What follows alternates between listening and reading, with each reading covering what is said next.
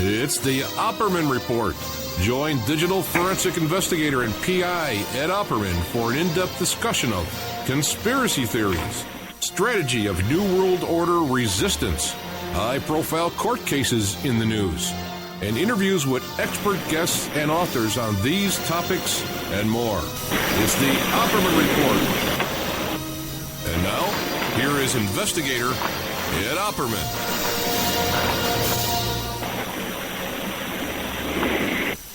Okay, welcome to the Opperman Report.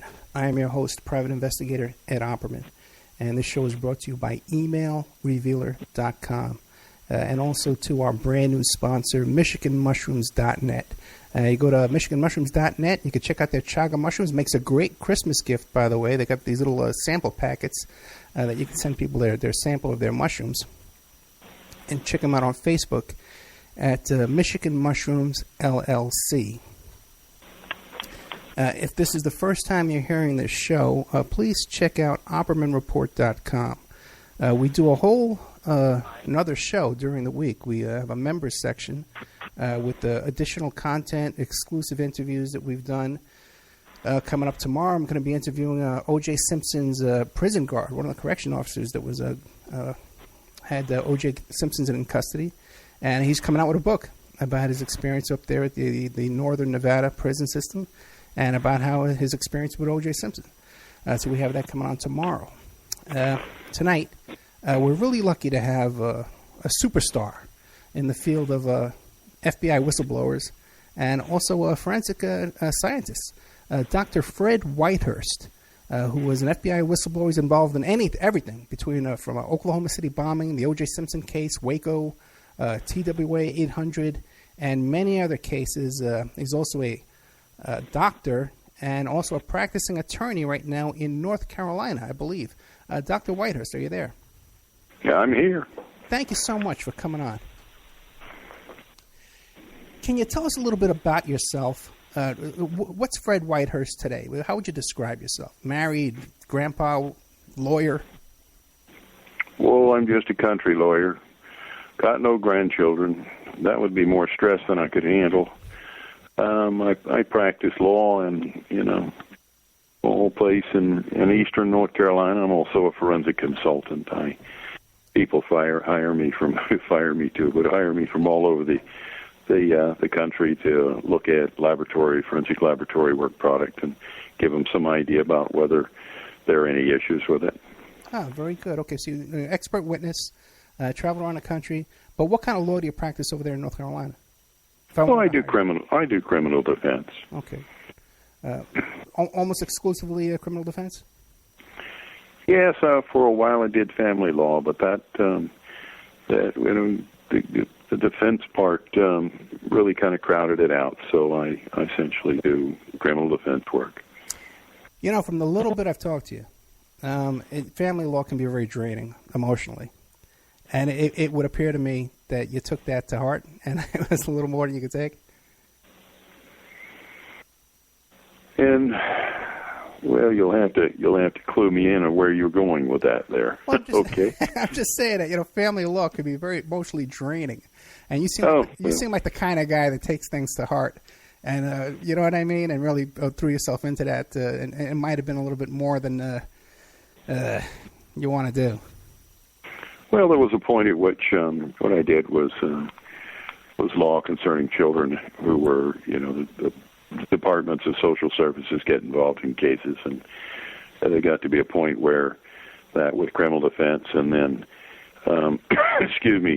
children in foster care and that kind of thing, it was only so much of me, so I got myself out of that. Yeah, I hear you. So now, how'd you get into the FBI? Well, I was down in Texas A&M. I applied for a number of federal agencies, and when I went up to look at the FBI and I saw their laboratory, I fell in love with it.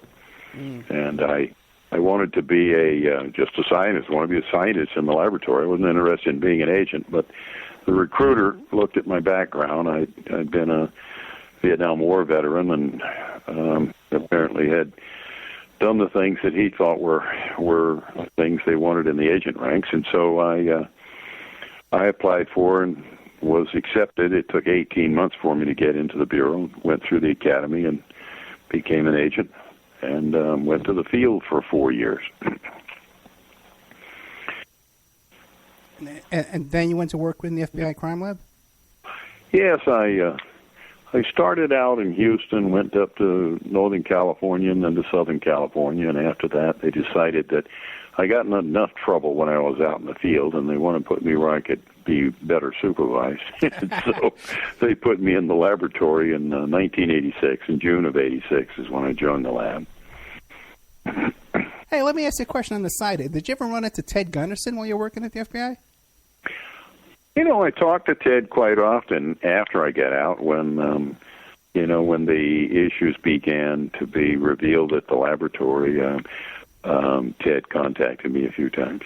Okay. But you never worked with him together in the same office or anything? No. He was way up the ladder from me. Okay. You know, he was one of the superstars. I was just a lab rat working on terrorism cases, bombing cases, things like that.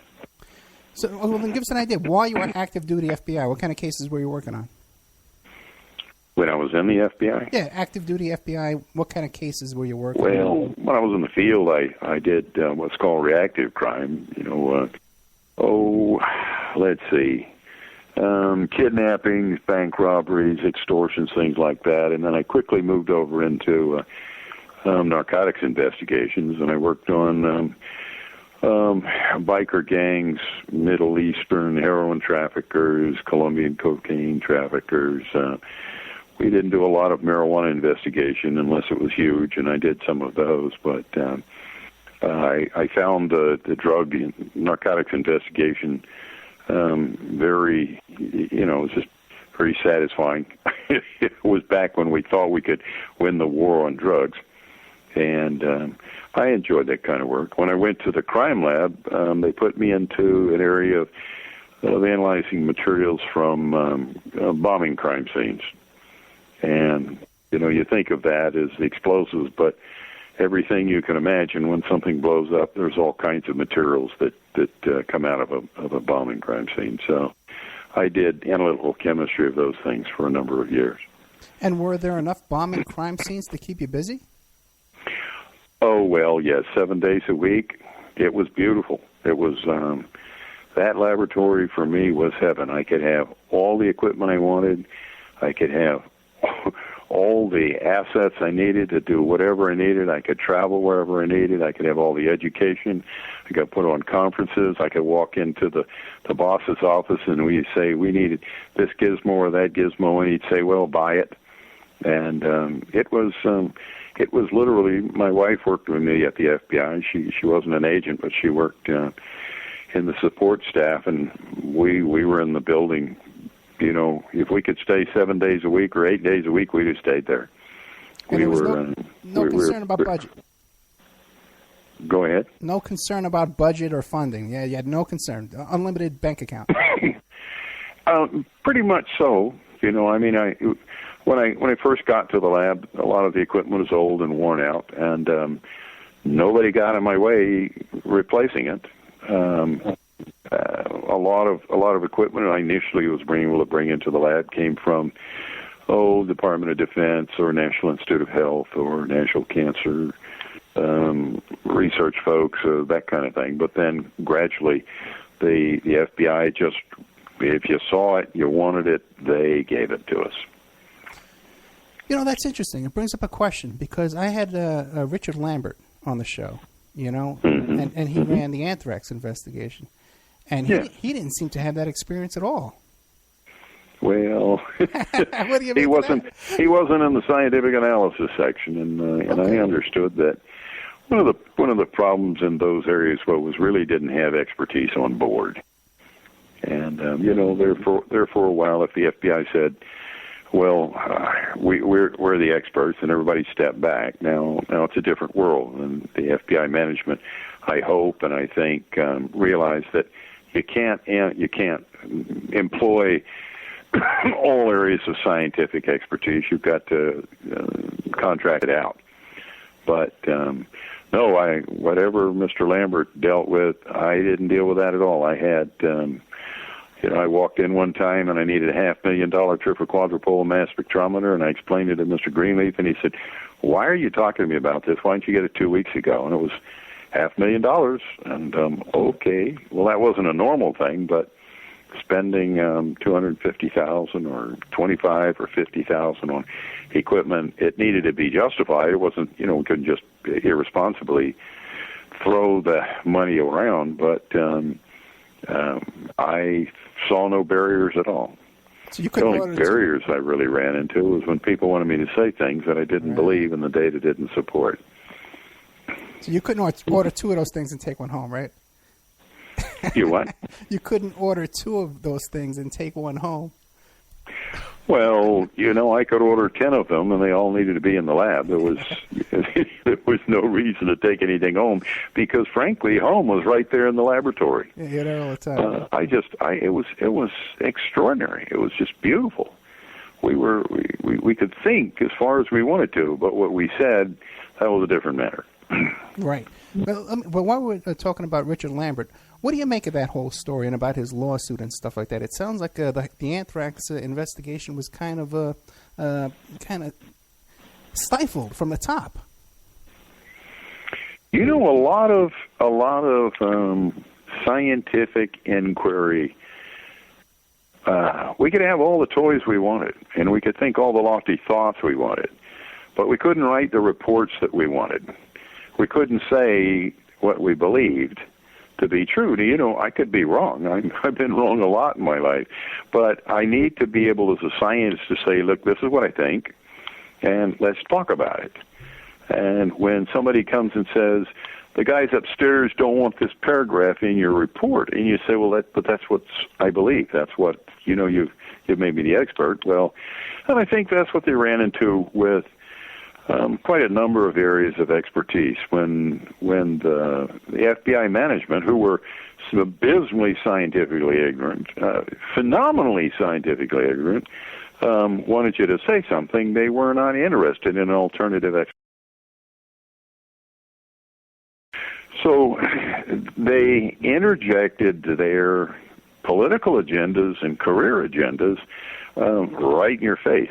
And that culture extended into the laboratory where people were brought in who had no scientific background at all, none whatsoever. A guy with a Bachelor of Arts degree in English literature, and there's nothing wrong with that, but it doesn't allow him to make comments about the mass spectra from a particular energetic material and understand what he's talking about. I mean, that sort of, we'll keep them, I think, you want to say keep them honest, but in the case of the FBI management all the way up to the director's office when Louis Freeh was there, it was they're going to say what we want them to say, and they're going to attach their degrees and their expertise to what we want them to say. And they were so often wrong. And, sometimes you can't tell the truth in Washington, D.C. and keep your job. I say that tongue-in-cheek. Well, so it seems like you're saying that the upper brass, they had an agenda and they wanted you to create your reports to fit their case. Well, that's why that's why you know my name. Yeah, right. Because, I'm not going to lie in a court of law. I'm not going to lie on a report. I'm sorry. I'm just not going to. It's not productive. It really creates the ignorance of those people, and they're dictating ignorance on the reports or whatever. It keeps us vulnerable as a nation.